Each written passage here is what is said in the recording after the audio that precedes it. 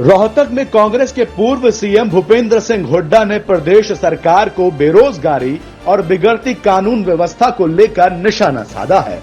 प्रदेश में बीजेपी और कांग्रेस के विधायकों को मिल रही धमकियों को लेकर कहा कि प्रदेश में कानून नाम की कोई चीज नहीं है। कई विधायकों को धमकी मिल रही है, जिसमें कांग्रेस के ही नहीं बीजेपी के भी विधायकों को धमकी मिल रही है। जहां इस सरकार में विधायक ही सुरक्षित नहीं, वहां आम लोग कैसे सुरक्षित होंगे।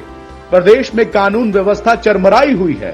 बेरोजगारी को लेकर डिप्टी सीएम ने सीएमआई की रिपोर्ट को नकारते हुए कहा कि सीएमआई की रिपोर्ट ठीक नहीं है, जबकि भूपेंद्र सिंह हुड्डा ने डिप्टी सीएम के बयान पर कहा कि सीएमआई की रिपोर्ट दुरुस्त है।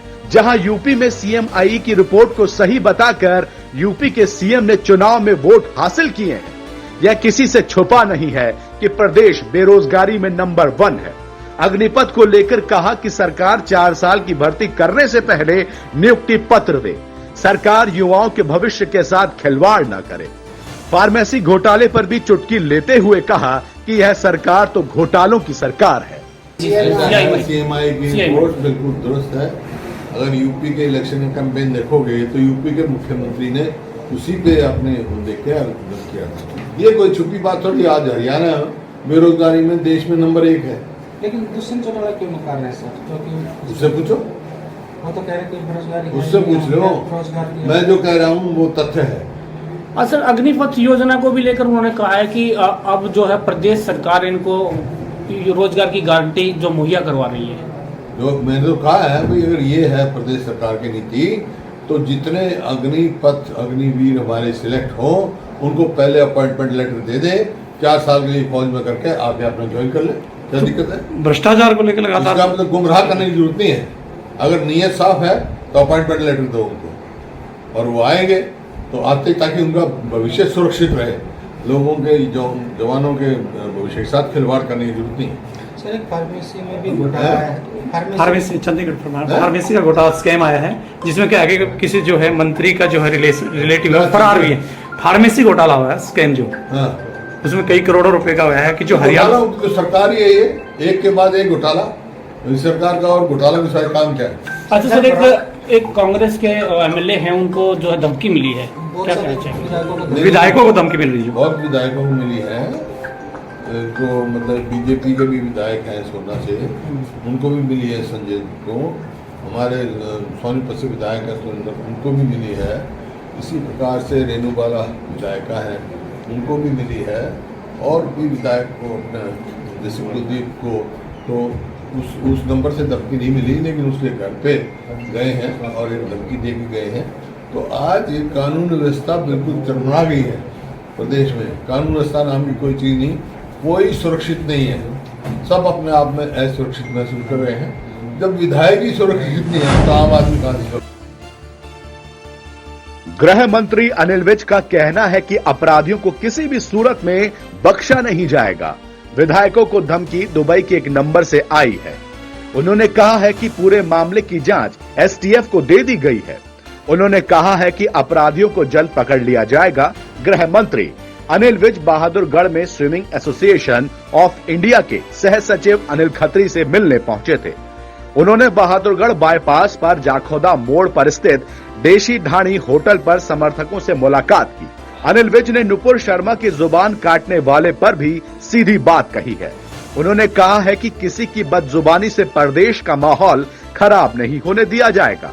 जुबान काटने पर 2 करोड़ देने वाले को गिरफ्तार कर लिया गया है।